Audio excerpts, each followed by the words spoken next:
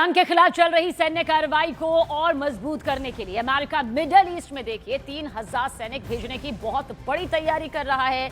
ये सैनिक अमेरिकी सेना की एलीट इकाई 82वीं एयरबोर्न डिवीजन से है और वॉल स्ट्रीट जर्नल और अन्य अमेरिकी मीडिया के मुताबिक इन सैनिकों को जल्द तैनात करने का आदेश भी जारी हो चुका है। दावा किया जा रहा है कि होर्मुज स्ट्रेट और इजराइल पर ईरान के भारी दबाव के चलते ये फैसला यहां पर लिया गया है।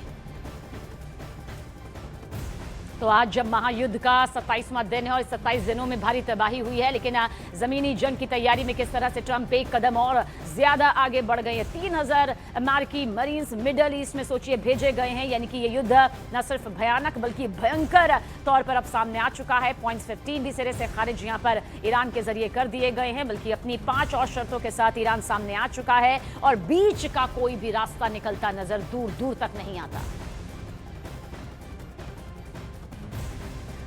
और देखिए पैराट्रूपर्स का ईरान की सरहद के पास तैनात होना ईरान के लिए खतरनाक साबित हो सकता है, लेकिन ईरान के किन इलाकों पर इन पैराट्रूपर्स की पैनी निगाह रहेगी और उनके सभी संभावित टारगेट यहां पर क्या हो सकते हैं, ये भी अब आपको सिलसिलेवार तरीके से बताते हैं। दरअसल खार्ग आइलैंड, केशम द्वीप, इसके अलावा टूनब द्वीप, बंदर अब्बास, लारक द्वीप, साथ ही अबू मूसा द्वीप, ये यहां पर टारगेट हो सकते हैं। और साथ ही ये पूरी तरह से अगर टारगेट पर होते हैं तो यकीनन एक बहुत बड़ा नुकसान भी यहां पर युद्ध भूमि से युद्ध के क्षेत्र में नजर आएगा। पहले ही इन 27 दिनों में बेहद खतरनाक तस्वीर सामने आ चुकी है और आज महायुद्ध का ये 27वां दिन भी जारी है।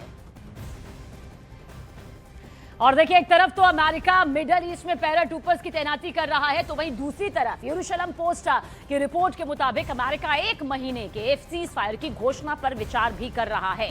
यानी कि ट्रंप के दिमाग में क्या चल रहा है ये फिलहाल कोई नहीं जानता है। और ईरान में जमीनी जंग की तैयारी यहां पर की जा रही है। सीज फायर पर बताया जा रहा है कि 1 महीने का जो विचार है वो भी यहां पर अमेरिका के जरिए किया जा रहा है। लेकिन सच ये है कि जिस खतरनाक स्तर पर अभी युद्ध नजर आता है, जहां पर ईरान साफ तौर पर कह रहा है कि वो हर तरह का मुकाबला करने के लिए तैयार है, लेकिन किसी भी तरह से पॉइंट 15 पर किसी तरह से वो राजी अपनी नहीं देगा। और यही दावा किया जा रहा है कि ईरान सीज फायर चाहता